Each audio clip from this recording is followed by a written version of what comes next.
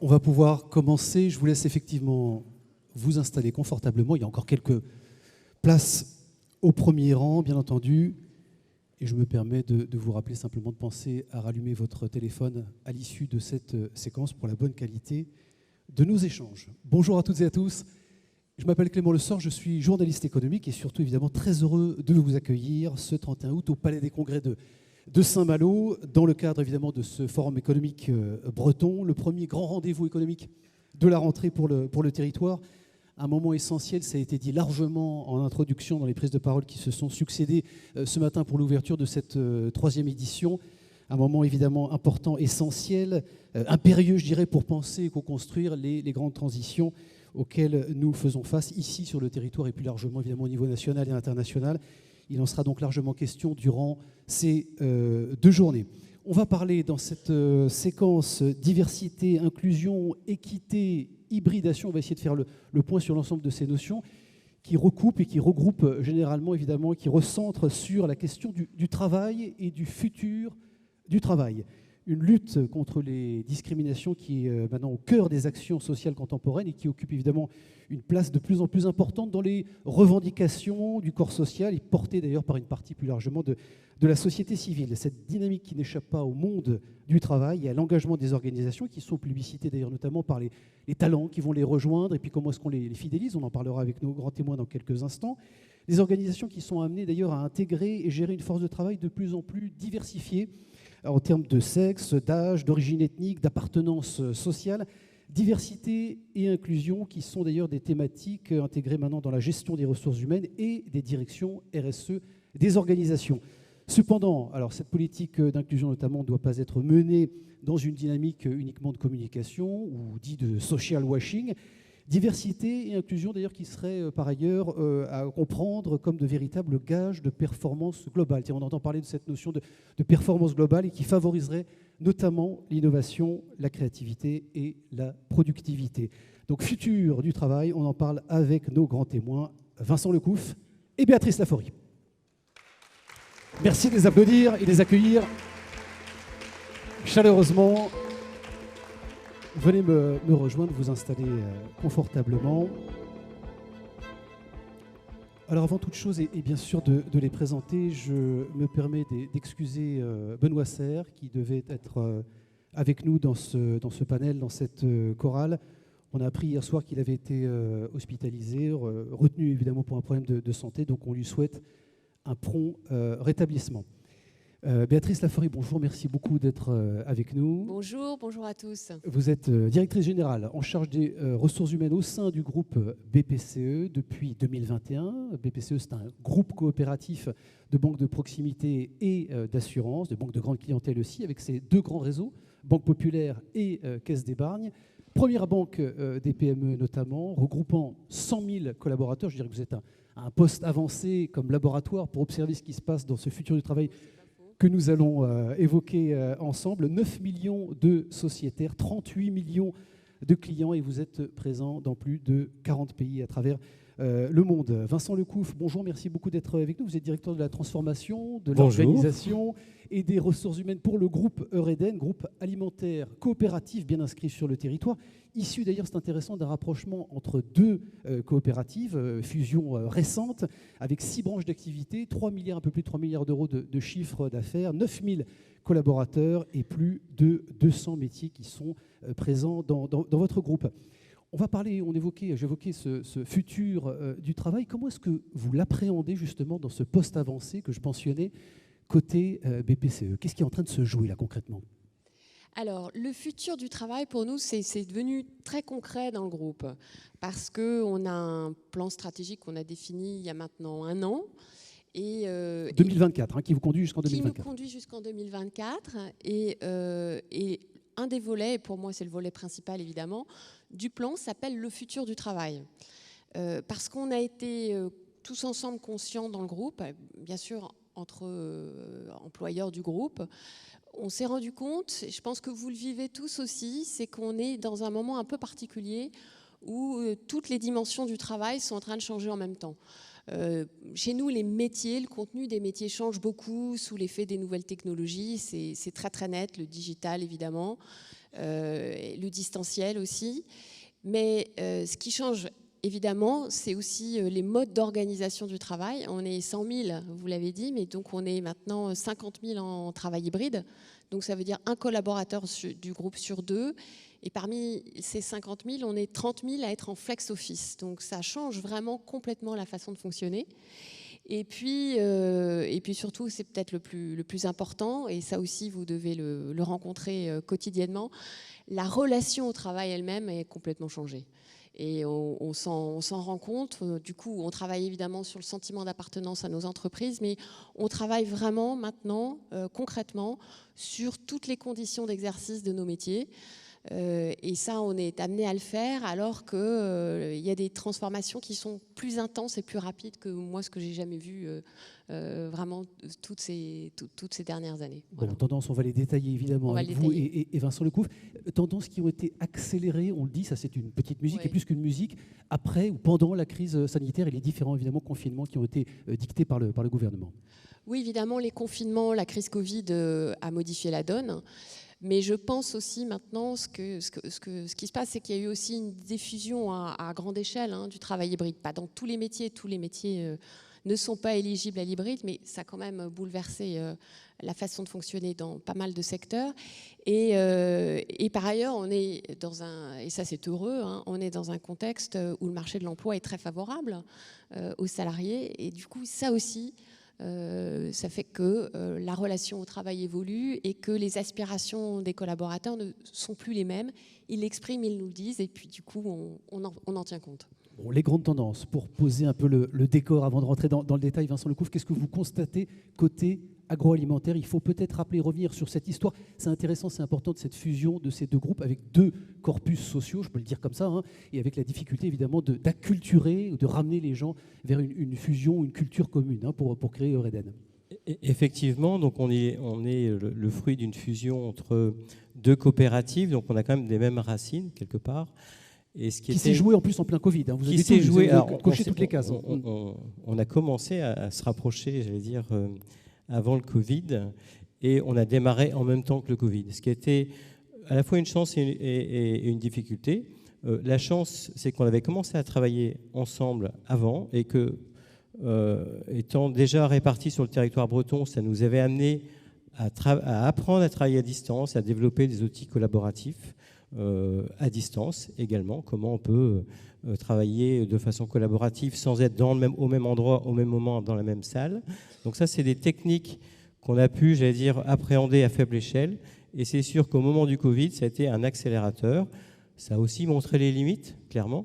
C'est-à-dire qu'à un moment donné, lorsqu'on est en train de faire une fusion, c'est-à-dire de créer du commun, parce que c'est ça, au-delà du futur du travail, je pense qu'on va à un certain nombre de tendances de fond, la digitalisation, le monde hybride, tout ce qu'on veut, mais à un moment donné, le monde du travail, ça doit, enfin en tout cas, c'est peut-être une utopie pour moi aujourd'hui, mais je pense que ça doit rester du commun et ça doit rester une aventure commune.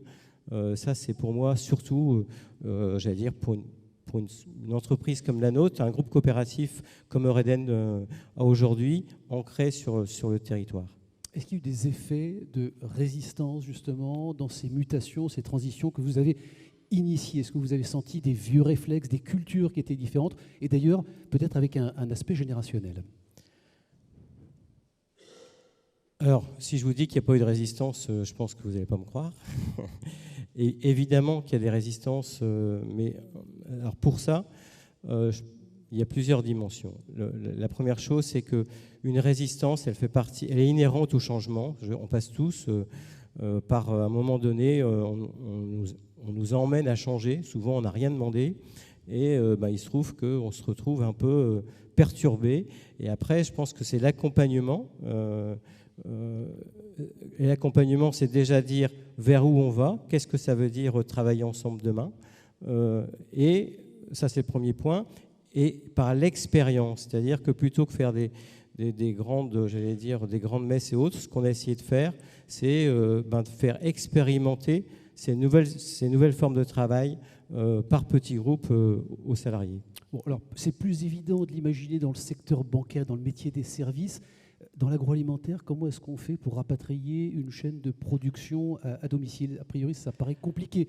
Donc vous avez eu deux vitesses, c'est-à-dire des gens qui sont restés, la chaîne agroalimentaire a tenu, malgré ce qu'on a pensé, ce qu'on a pu penser pendant le Covid, on a continué de se nourrir, les magasins ont été approvisionnés, et les industriels de la production agroalimentaire étaient présents. Comment vous avez géré ces deux vitesses et ces tensions, à mon avis, sociales qui ont dû exister entre ces deux corpus sociaux, justement, et professionnels? Alors, c'est bien plus que de vitesse, puisque au moment du confinement, donc de la création de Reden, on s'est retrouvé avec une problématique dans toute notre filière aval qui était de réapprovisionner la distribution. Donc on a plutôt demandé aux gens de ne pas rentrer chez eux, mais de venir peut-être un jour de plus, de venir le samedi matin, puisqu'on devait assurer la continuité des livraisons, et que les contraintes étant telles que on n'était pas aussi efficient que d'habitude. Donc ça, c'est le premier point.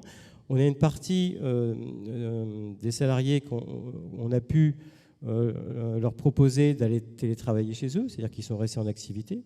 Et puis une autre partie des salariés qui, pour le coup, étaient liés par exemple à la restauration hors domicile, puisqu'ils produisaient pour telle ou telle chaîne de restaurants, qui du jour au lendemain se sont retrouvés avec une usine instantanément fermée. Donc on a eu une diversité de situations. Ça, c'est sûr que ça a été d'une complexité assez élevée. Ça nous a demandé beaucoup de précautions dans la façon d'aborder les sujets. C'est-à-dire que si on mettait en place une action, par exemple, pour accompagner les gens qui, du jour au lendemain, étaient en télétravail, c'était aussi en parallèle de réfléchir, mais qu'est-ce qu'on met en place pour les sites de production? Quel petit truc qui montre qu'eux aussi, ils comptent dans l'organisation. Et inversement, pour ceux qui étaient restés chez eux en chômage partiel, qu'est-ce qu'on leur dit? Et c'est vraiment d'être conscient que, et je pense que ça c'est un témoin du futur du travail, qu'il n'y a pas une seule réalité, et dans la diversité de nos 200 métiers, il fallait s'adapter aux réalités de ces 200 métiers. Bon, ça veut dire dans le secteur bancaire, Béatrice Laforêt, qu'on va avoir des métiers quasiment full remote aujourd'hui, c'est-à-dire complètement 100% en télétravail. Et peut-être nous parler des accords que vous avez passés et qui ont été acceptés, négociés, parfois peut-être avec des effets de résistance, mais qui ont été acceptés pour aujourd'hui mettre 50 000 personnes en télétravail, 50% de vos effectifs. Oui, alors on a différents types d'accords, ça dépend des sites, ça dépend des métiers. Le full remote, pas tant que ça. Il y a du full remote dans les métiers de la tech et du digital. Ça correspond quand même à peu près à 6 000 collaborateurs chez nous dans le groupe. Et ça peut exister, mais c'est vraiment très marginal. En revanche, on a souvent des accords avec des forfaits de télétravail à 10 jours par mois, par exemple. Et donc, évidemment, là, c'est vraiment autre chose, tout à fait autre chose que ce qu'on a pu connaître. Et à l'inverse, on a dans le réseau, dans nos réseaux bancaires, différentes façons aussi de s'organiser. Il y a des agences bancaires qui sont organisées avec des journées de télétravail et d'autres pas, en fonction de la taille du réseau, en fonction de la dimension des agences. C'est possible ou pas possible. Donc effectivement, ça peut poser des problèmes d'équité si on n'y prend pas garde, si on n'explique pas et surtout si du coup on ne revisite pas la promesse de valeur de ceux qui n'ont pas accès aux modalités de travail hybride, parce que par exemple pour les plus jeunes, et on en recrute beaucoup, on recrute à peu près 6 000 personnes par an et à peu près 3 000 personnes de moins de 30 ans. Ceux-là, on sait bien qu'ils demandent à être en travail hybride, en télétravail. Bon, si on n'a pas autre chose à proposer, alors ça peut devenir compliqué. Donc ça veut dire qu'il faut trouver d'autres arguments, peut-être aussi une autre organisation du temps de travail dans les agences, c'est ce qu'on est en train de regarder. Et puis aussi d'autres éléments autour du système de rémunération par ailleurs ou autour des journées de repos qui sont un peu différentes pour ces collaborateurs-là. Donc concrètement, ce que vous êtes en train de nous dire, c'est qu'est-ce qu'on vous demande au moment des entretiens de recrutement? Comment ça se passe aujourd'hui? Quelles sont les attentes, les aspirations notamment de cette nouvelle génération et qui indiquent, en tout cas qui sont les indicateurs de ce futur du travail qu'on évoque ensemble? Ça a beaucoup changé et on en parle constamment dans le groupe entre tous les DRH et avec tous les employeurs. Ça a beaucoup changé et surtout on vit, peut-être le vivez-vous aussi, on vit quand même des démissions qui sont spontanées, rapides et ce qui n'était pas le cas il y a encore peu de temps. Et on a évidemment aussi un peu plus de mal qu'avant à attirer. Il faut réexpliquer ce qu'est le métier de la banque, la valeur du métier de la banque, l'utilité du métier de la banque. On finance par exemple dans notre groupe 20% de l'économie française, on en est fiers. On est des acteurs importants dans le territoire et on en est fiers. Mais il faut pouvoir l'expliquer aux collaborateurs. Alors en fait, ce qu'ils nous demandent, c'est finalement assez simple, hein, mais c'est différent. Je pense que, sans vouloir généraliser, on est quand même passé en peu de temps d'un concept qui était je veux réussir ma carrière à un concept qui est plutôt je veux réussir ma vie. La carrière a disparu, la notion de carrière a complètement disparu. Sans rupture, pas exactement. Sans rupture vraiment entre la vie professionnelle et la vie privée dans leur esprit.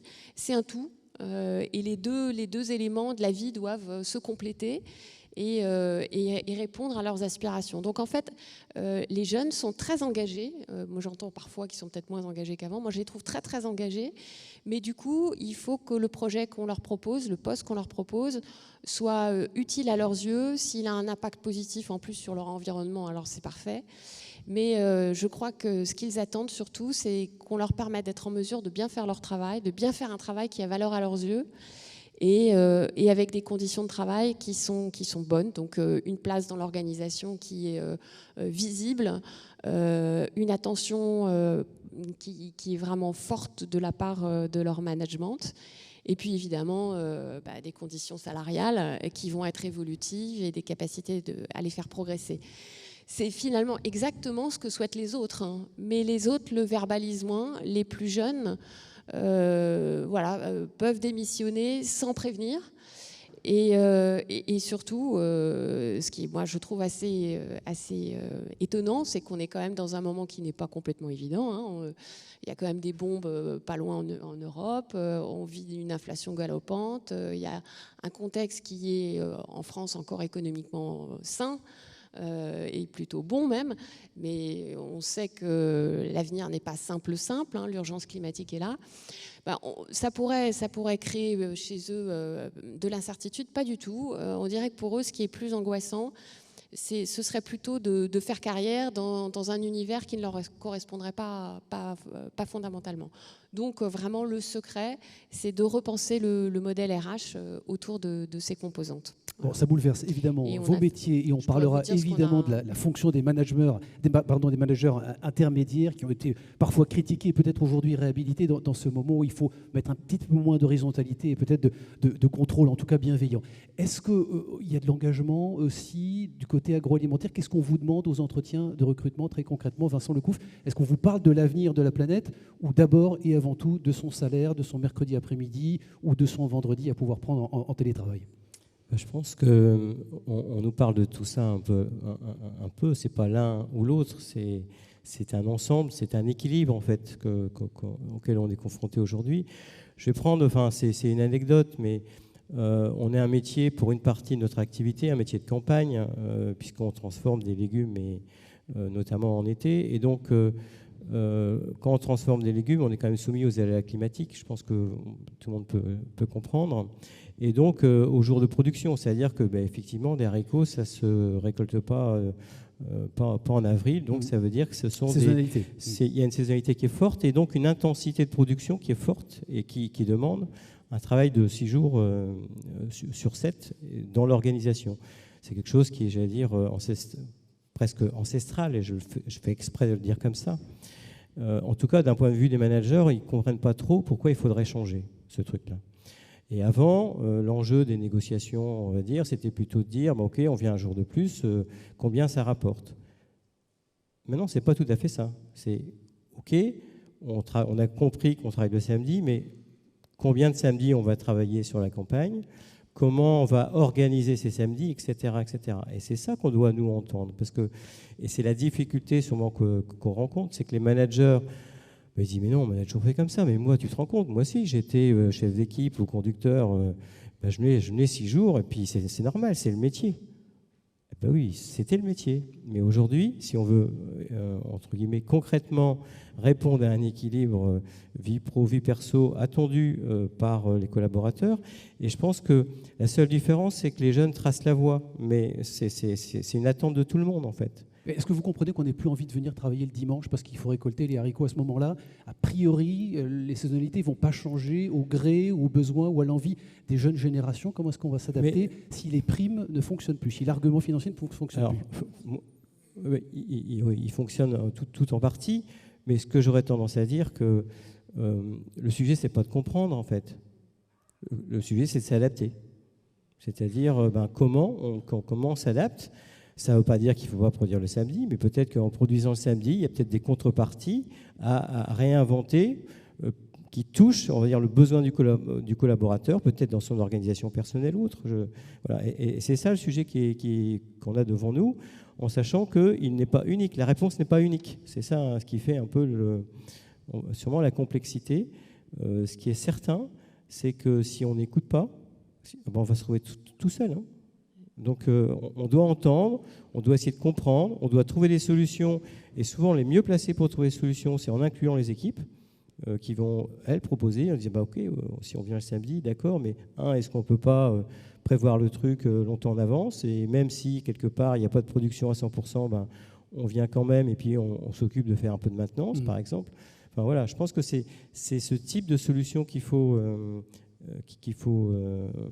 envisager et discuter de ça. C'est-à-dire qu'il n'y a pas de tabou. Il peut plus y avoir de tabou. C'est pas possible. Métier encore en tension chez Eureden, vous vivez, vous subissez la grande démission qu'on évoque outre-Atlantique et qui visiblement, selon les mots de Béatrice Laforey, arrive maintenant aujourd'hui en France. Alors on n'est pas à 3% comme aux États-Unis, on est à 5-8 ici en région, ça a été évoqué notamment, 6-7 côté national. Aujourd'hui, vous avez des gens qui, du jour au lendemain, abandonnent de poste et s'en vont ou traversent la rue, si j'ose dire, pour aller chez le concurrent, qui va payer un petit peu plus avec majoration. Ce sera ça l'argument? Alors, quand je regarde par rapport à d'autres secteurs d'activité, je dirais qu'on l'a un peu moins. Maintenant, tout est relatif. Par rapport à ce qu'on avait avant, on l'a plus, évidemment. Et le sujet, il est dans l'attractivité de nos métiers, parce qu'on a aussi des départs en retraite de façon régulière. Et là aussi, il faut qu'on soit imaginatif. Je vais prendre un exemple très concret. Ça va étonner personne. Les métiers de la maintenance sont des métiers difficiles en termes de recrutement. Ce qu'on essaye de monter chez Eureden, on a fait une première promotion et on va essayer de le généraliser au niveau du groupe. C'est une école de maintenance interne, c'est-à-dire qu'on se dit, on a des gens qui sont conducteurs de machines, de lignes, et qui donc ont une certaine connaissance, mais peut-être pas le background de maintenance nécessaire. Si on leur propose un parcours qualifiant sur 18 mois, en plus l'occasion de rencontrer d'autres collaborateurs, d'autres branches, d'autres métiers, on va résoudre plusieurs problèmes. On va leur donner une capacité d'évoluer, de progresser et d'apprendre. Et ça, c'est quand même un ressort aussi pour beaucoup de personnes. 2, d'évoluer, j'allais dire, aussi professionnellement parlant, et donc en termes de rémunération. Et nous, on va résoudre un de nos problèmes, qui est l'attractivité de nos métiers de maintenance. Parce que peut-être qu'on a une partie de nos futurs techniciens maintenance qui est chez nous, déjà. Vous les formez, vous les acculturez, ça prend à peu près 2 ans ou 3 ans, Béatrice Laforey, et ils vous quittent au bout de 2 ans, donc investissement zéro, nul. Je crois qu'on est un peu comme tout le monde, c'est-à-dire qu'on voit que les jeunes deviennent vraiment nomades. J'ai vu que, nous on le constate, la durée moyenne d'un poste pour un jeune diplômé aujourd'hui, c'est 18 mois. Donc c'est un peu tôt, 18 mois, on n'est pas quand même à maturité sur un métier au bout de 18 mois. Donc il n'y a pas de recette miracle. Si effectivement, il faut comprendre que certains ont envie d'évoluer plus vite et puis il faut les accompagner. S'ils s'en vont, ils reviendront sans doute. Ils sont capricieux, ils sont gâtés, cette nouvelle génération-là ou pas? Non, je ne crois pas que ce soit ça. Simplement, il faut leur donner à voir qu'ils vont avoir à gérer plusieurs missions. Et qu'il y aura des perspectives de carrière. Alors, ce qu'on fait, nous, ce qu'on ne faisait pas avant, on s'est donné un enjeu dans le groupe, dans toutes les entreprises du groupe. On s'est dit que ça avait l'air simple comme ça, mais peut-être qu'on ne s'était pas dit suffisamment avant. On s'engage à ce que l'ensemble des collaborateurs du groupe soient à l'aise dans leur job, dans leur métier, dès le premier jour. Et c'est une organisation hyper efficace qui doit réussir ça, parce que le métier de banquier, il est quand même assez difficile. Les contraintes réglementaires deviennent de plus en plus sophistiquées. Et puis, on propose une offre large pour nos clients, de manière à répondre aux besoins. Donc, en fait, c'est complexe. Et parfois, peut-être qu'on a mis nos collaborateurs en difficulté par moment. Il faut savoir savoir le reconnaître. Et donc là, aujourd'hui, on s'est vraiment engagé, c'est-à-dire qu'on a considéré qu'on ne pouvait plus rentrer dans le groupe sans vivre un parcours d'intégration qui allait durer 3 années. Ça veut dire qu'il faut avoir un moment de réel apprentissage de son métier par palier. Être banquier, c'est un métier large, il faut comprendre le fonctionnement. Il faut comprendre les entreprises pour lesquelles on travaille, les particuliers aussi. Donc ça s'apprend progressivement. Et puis surtout, il faut travailler le sentiment d'appartenance, la compréhension du projet d'entreprise, qu'il soit bien connu, bien expliqué, quelles sont les priorités stratégiques dans le groupe BPCE. Et c'est valable pour la Banque Populaire Grand Ouest, c'est valable pour la Caisse d'épargne Bretagne Pays de la Loire. Ça concerne quand même 6000 Bretons qui sont salariés chez nous. On a choisi le climat comme priorité stratégique dans le groupe. Bon, alors on pourrait se dire pourquoi une banque choisit le climat comme... C'est parce que on donne un sens aussi à notre activité. On sait qu'on a un rôle à jouer dans la société et évidemment nos collaborateurs doivent tous le sentir et le vivre. Donc on a créé une Climate School où on présente à chacun de nos collaborateurs et on va présenter aussi à nos futurs embauchés ce qu'on réalise. D'abord, leur expliquer aussi ce qui se passe, ce qui se joue dans la transition environnementale, pourquoi on en est là aujourd'hui. Et puis, on leur dit aussi comment le groupe s'engage à organiser la neutralité carbone de son bilan, donc de l'ensemble de ses activités à horizon 2050. Et c'est un engagement très concret puisqu'on mesure le niveau de green, quoi, le niveau d'émission de nos portefeuilles d'actifs, de financement, d'assurance, d'épargne. Et donc, ça nous permet aussi d'accompagner la transition énergétique de nos clients et de dire à l'ensemble du groupe ce qu'on fait. Donc voilà, ça, ce sont des choses qui sont très importantes pour eux et qu'on met en avant.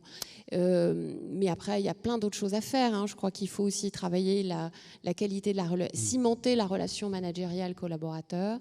Et il faut surtout vérifier que chacun d'eux est en succès ou est satisfait de son expérience professionnelle. C'est ça qu'il faut regarder. Un engagement sociétal, on l'a bien compris, des attentes fortes, des talents qui vont vous rejoindre notamment sur ces sujets de climat et transition climatique. Comment est-ce que vous... Alors, pour parler de diversité aussi, parce que c'est important, quand on a fait ou quand on pratique un métier bancaire, dans les 6000 recrutements que vous faites chaque année, ce sont forcément des jeunes diplômés de formation, de grandes écoles économiques qui vous accueillez dans vos agences bancaires aujourd'hui. Non, il faut avoir le bac, il faut avoir le DNB ou le brevet des collèges. À quel niveau vous recrutez là aujourd'hui? Alors, ça dépend de formation. Ça dépend des métiers, entreprises, professionnels, particuliers. On recrute évidemment quand même des collaborateurs, des jeunes qui sont des diplômés de master, etc. Mais c'est plutôt Bac+3. Aujourd'hui, on s'oriente vraiment vers des populations Bac+2 ou Bac. Et comme vous, on s'est dit qu'il fallait recréer une école de la banque parce qu'en fait, on vit une période aussi un peu de pénurie. Et le métier, finalement, où est-ce qu'on l'apprendrait le mieux? Finalement, c'est chez nous. Sur le terrain. Sur le terrain, avec les managers. Et à partir de ce qu'on peut proposer aux clients.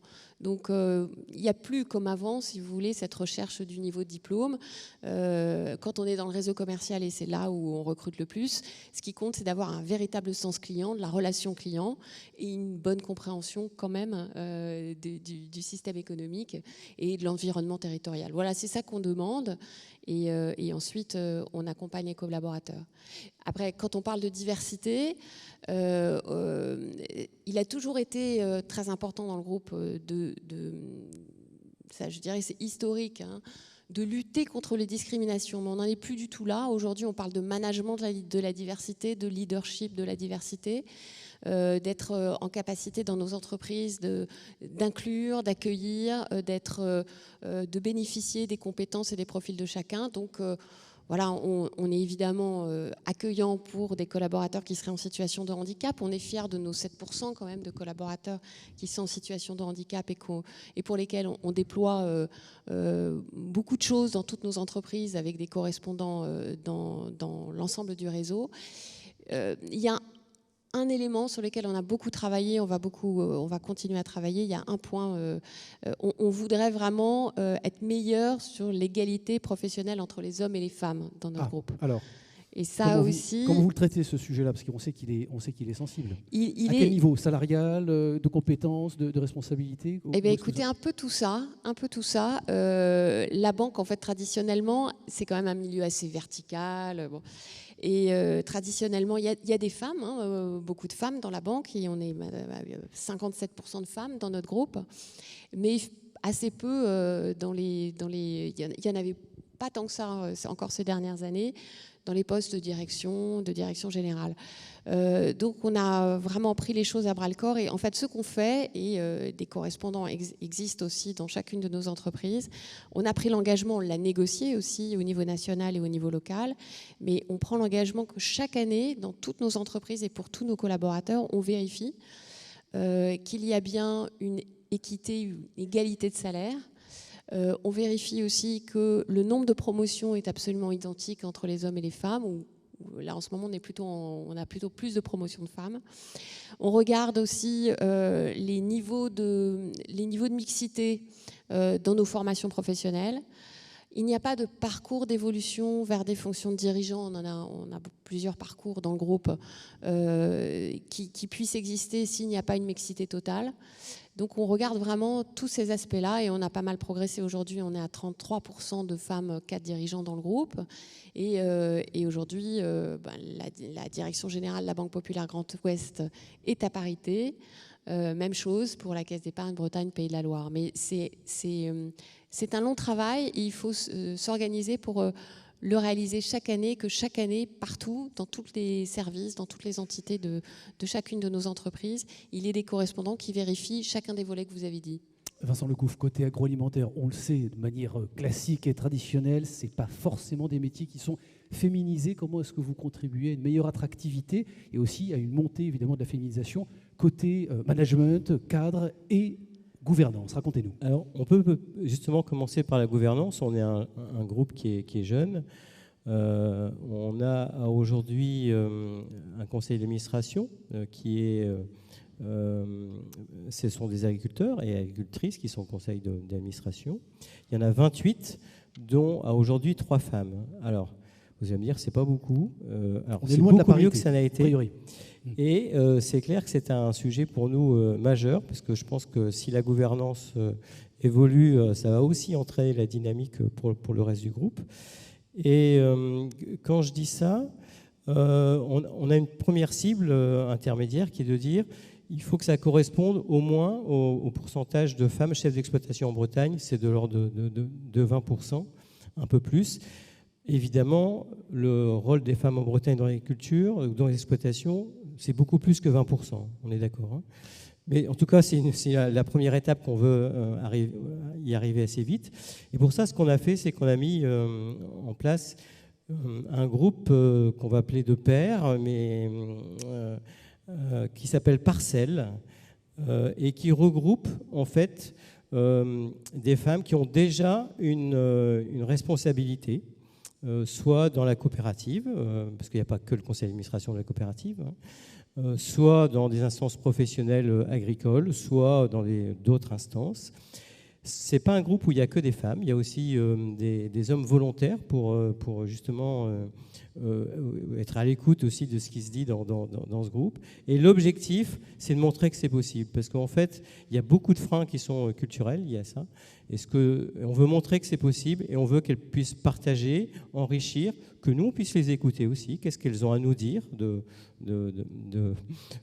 comment elles voient leur rôle dans un conseil d'administration, etc., du parcours, etc. Et ça, c'est vraiment, pour nous, une belle réussite, même si on est dans le monde agricole, on a labouré, on a semé, maintenant il faut qu'on arrose pour pouvoir cueillir les fruits. Mais en tout cas, c'est sûr que c'est à travers ce type d'action où, j'allais dire, on se rend compte que c'est possible, et partager ces expériences. Voilà. Côté féminisation des métiers de l'agroalimentaire, est-ce que vous pouvez y contribuer en améliorant les conditions de travail, avec l'évolution de vos métiers, contribuer à attirer plus de femmes dans Alors vos ça, métiers? c'est sûr. Ça, c'est un point... Moins de pénibilité, parce qu'il y a un sujet pénibilité chez vous notamment. On a plusieurs types d'activités. Je finirai par l'agroalimentaire pour pas toujours parler que de la partie agro, mais aussi parler de la partie agricole. Ce qu'on voit pour le coup, et ça on le voit aussi d'ailleurs dans les écoles d'agriculture, c'est que le pourcentage entre guillemets de femmes dans les écoles d'agriculture au sens large a augmenté ces dernières années. Ça, c'est super pour nous, puisque parce que quelque part, c'est notre quelque part réservoir pour, j'allais dire, les managers de demain. Donc ça, c'est long, mais on voit bien que c'est une évolution qui est, j'allais dire, irrémédiable, certaine, et qui va dans le bon sens. Et j'allais dire, une preuve assez simple, c'est quand j'ai l'habitude, on fait des sessions d'intégration des cadres dans le groupe, et une fois qu'ils ont fait un peu tout le circuit, on a un genre de rapport d'étonnement. Donc c'est très riche, puisque c'est des gens qui nous disent comment ils nous voient au bout de 18 mois. Et ce que moi je peux constater dans ces groupes, c'est que là, pour le coup, on est à parité complète. Donc ça veut dire que dans notre recrutement des managers de demain ou d'aujourd'hui, eh ben, on arrive maintenant on va dire, à infléchir cette problématique. Maintenant, ce qui est certain, c'est que sur les postes de dirigeants, ça reste compliqué pour nous parce que là, pour le coup, on a un recrutement qui est national et qui demande du coup des investissements, et je prends pas, voire international, puisqu'on a été chercher aussi des dirigeants à l'étranger. Et ça, c'est du coup, ça met la barre encore plus haute, on va dire, pour nous, puisque il faut le reconnaître, on doit travailler notre attractivité régionale sur ce point-là, ça c'est sûr. Adaptation des postes de travail aussi, côté évidemment agroalimentaire rapidement, puis après Béatrice Laforie évidemment sur effectivement, ce sujet. Alors ça, j'allais dire, c'est une lame de fond pour nous, c'est-à-dire que... Mais c'est surtout un investissement aussi. Ouais, c'est un investissement et il y a plusieurs points là-dessus. Le premier, c'est que, et c'est directement lié à l'attractivité, que ce soit homme ou femme, c'est qu'à un moment donné, on se doit de travailler sur la pénibilité, mais pas que la pénibilité. Je pense que c'est aussi retrouver aussi quel sens, même sur des métiers peut-être manuels, de dire mais quel sens que j'ai dans mon travail, est-ce que je le fais bien, est-ce que je fais un travail de qualité, parce que la notion de qualité, ça c'est fondamental, qu'on se retrouve opérateur de production, on va dire comptable, qu'on se retrouve même RH, si on a le sentiment de ne pas pouvoir faire son travail en qualité, un travail de qualité, alors là je pense que c'est très très difficile. Et donc ça c'est un sujet pour nous aujourd'hui, et c'est pas facile dans l'univers contraint dans lequel on est, que les gens aient le sentiment de faire un travail de qualité. Adaptation de vos postes de travail, notamment dans les agences, pour les publics en situation de handicap, c'est aussi un investissement, ou un coût, un investissement, on va parler d'investissement. Vous êtes prêts à le faire aujourd'hui, vous êtes dans la bascule, et l'aménagement très concrètement de ces espaces-là pour accueillir ces populations? Bien sûr, ça se fait vraiment dans toutes les entreprises. On a quand même 7% de nos collaborateurs en situation de handicap et bien sûr on accompagne le maintien dans l'emploi, c'est vraiment une priorité évidemment.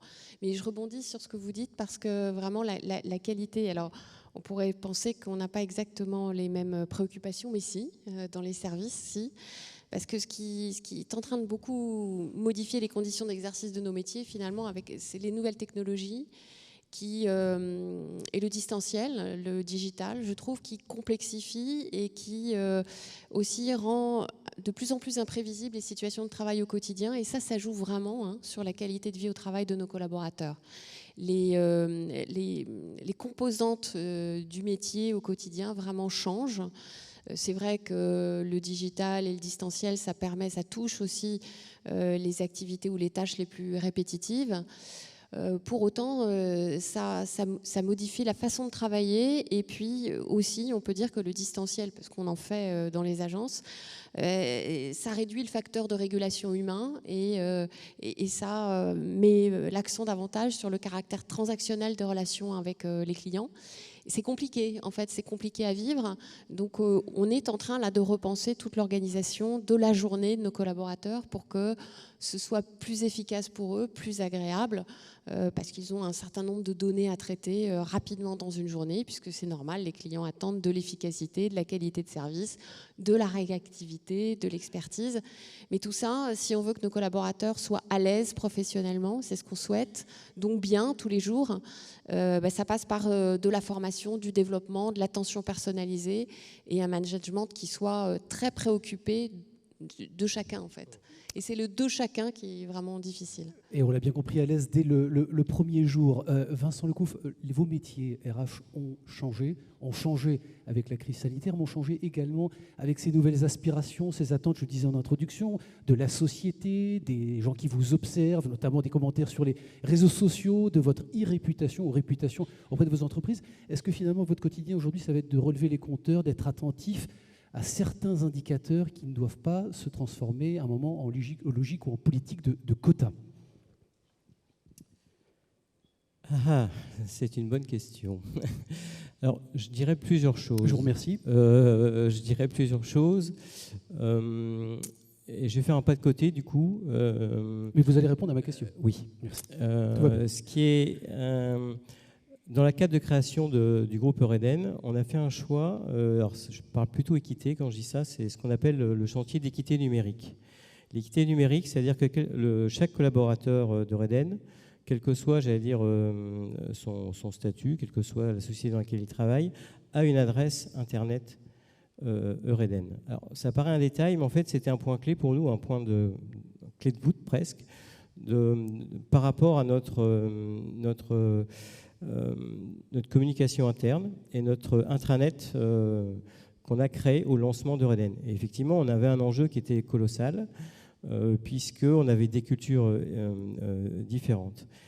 Et cet intranet, cette digitalisation, qu'est-ce qu'elle nous a permis? Elle nous a permis de la réactivité dans la communication avec nos collaborateurs, nous a permis de parler d'eux, de les écouter, puisqu'on a un taux d'engagement, c'est-à-dire un taux de réponse ou d'interaction par rapport au poste qu'on fait qui est assez phénoménal par rapport à ce qu'on a pu voir en termes de benchmark. Donc, c'est-à-dire que la parole est assez libre. Qui est un bon baromètre. Ces enquêtes sont de bons baromètres. Qui est un bon baromètre. Directe.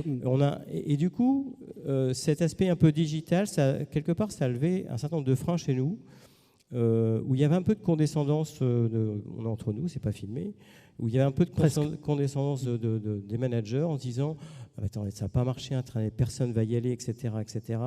Les gens, ils ne sont pas capables d'eux, parce que c'est vrai qu'on a une population très diverse, effectivement. Fracture numérique, peut-être pour certains. Fracture numérique, etc., etc. Et bien là, je peux vous dire que quand vous voyez que sur les 8000 salariés, on a quasiment 7000 personnes qui y vont de façon plus ou moins régulière sur on va dire, l'intranet, regarder les infos, etc., ou en prendre, et ben ça appelle à l'humilité. Et notamment, ce qu'on a pu lancer assez vite pendant le projet Eureden, et heureusement qu'on l'a fait, parce que ça permet de voir les choses qui vont bien et les choses qui ne vont pas bien, parce que dans le cas d'un projet de fusion, on ne peut pas dire que tout va bien, ce n'est pas possible. Et ben on a développé du coup une capacité à faire une enquête interne, et pour le coup, avoir 2500 réponses sur 8000 personnes, avec plein de commentaires et plein de verbatims, et ben, je peux vous dire que là, ça commence à transformer le métier des RH, parce qu'on peut voir par zone, par société, par type de métier, telle ou telle problématique émerger, ou au contraire, aussi tirer des satisfactions, parce que ce n'est pas que des choses négatives. Donc je pense que l'aspect de bien savoir où on est, de sentir l'aspect au-delà du climat social, c'est pas une question que climat social, c'est les attentes des collaborateurs, etc. Ça, je pense que c'est en tant que... Alors, moi, je ne suis pas RH de formation, je suis un patron opérationnel qui est tombé dans les RH un peu par hasard. Ce qui est plutôt pas mal, parce que ça vous donne une légitimité. Oui, quelque part. En tout cas, je ne sais pas, mais ce que je veux dire, c'est que donc je ne peux pas parler de l'évolution de la transformation du métier RH, mais ce qui est certain, c'est que vraiment capter les aspirations, notamment sur la partie équilibre vie pro, vie perso, c'est clé. Voilà. Bon, diversité, équité, justement, inclusion, est-ce que l'entreprise peut tout porter? Quelle est sa limite de responsabilité? Et notamment, est-ce qu'elle doit se substituer de manière complète ou à 100% aux politiques ou à l'action publique. Ah non, pas du tout. Parce qu'il n'y a pas un risque de démagogie à un moment et que l'entreprise finisse par tout porter, avec en plus devoir répondre à des tendances parfois un petit peu idéologiques, voire wokistes pour ne pas les nommer. Est-ce qu'il n'y a pas un risque à un moment de basculer là-dedans? Non, mais et ce sera pour terminer, parce qu'on arrive déjà au bout. Oui, non, se substituer, non. On n'a pas les mêmes objets, bien sûr, pas le même objet du tout. En revanche, moi, je vois que nos salariés ont davantage, et nos clients, j'espère, en tout cas, nos salariés ont confiance en nous pour réussir, par exemple, certaines transformations, pour accompagner la transition énergétique. Je crois quand même que, d'ailleurs les jeunes générations le disent, ils attendent des entreprises qu'elles jouent leur rôle, qu'elles fassent leur part du travail, qu'elles avancent sur ces dossiers-là. Et finalement, aujourd'hui, il n'y a pas un seul entrepreneur qui ne se pose pas ces questions. Voilà, et on est content aussi que ce soit dans le débat public, bien sûr. Mais oui, on a notre rôle à jouer. Pas à la place d'eux, mais bien sûr, on a notre rôle à jouer sur toutes ces questions, sur les questions sociétales, sur les questions d'économie, sur les questions de territoire. Bien sûr, on est attendu et je trouve que c'est logique, c'est normal. Vincent Le Gouffre, quelle limite vous mettez justement à ne pas tomber dans une forme de démagogie facile? On parlait d'attractivité aujourd'hui et de répondre à toutes les attentes ou les aspirations. Est-ce que l'entreprise peut ou doit tout porter aujourd'hui? Je pense qu'il faut... Sa vocation, c'est quand même de donner un travail contre rémunération, d'assurer des bonnes conditions, évidemment, de respecter le droit du travail. Est-ce qu'on est en train de trop lui demander? Est-ce qu'il n'y a pas un risque? Moi, je reviendrai à ce qui a conduit à la création du groupe Eureden. C'est les agriculteurs bretons décident de leur avenir. Je pense que moi, c'est ça qui me met en mouvement. Et je pense que notre place, elle est là. Elle est vraiment à aujourd'hui, petit pas par petit pas, on va dire, bien sûr, faire notre part dans la transformation du modèle agricole, des modèles agricoles, si on peut encore parler de modèles. Ça, c'est sûr. Après, j'allais dire, chacun sa place. La nôtre, elle est, j'allais dire, dans la transformation effective et dans l'accompagnement de nos agriculteurs, de nos collaborateurs, et puis pour répondre aux attentes de nos clients. Je pense que c'est basique, mais je pense que c'est le lien avec le territoire qui est clé pour nous. Ouais. Voilà pour ces engagements diversité, inclusion, équité, hybridation. On peut applaudir évidemment nos grands témoins. Vincent Le Gouffre, Béatrice Laforie, merci beaucoup à tous les deux, respectivement pour le groupe Eureden et le groupe BBCE. Merci beaucoup pour votre participation, merci pour votre attention. Le programme continue, bien sûr, je vous renvoie à ce format. Pour la suite, on se retrouve à 14h, ici, là-haut, dans plusieurs espaces de ce palais des congrès de Saint-Malo. Hashtag FEB et bien sûr www.fe-breton.bzh, bien entendu. À très bientôt.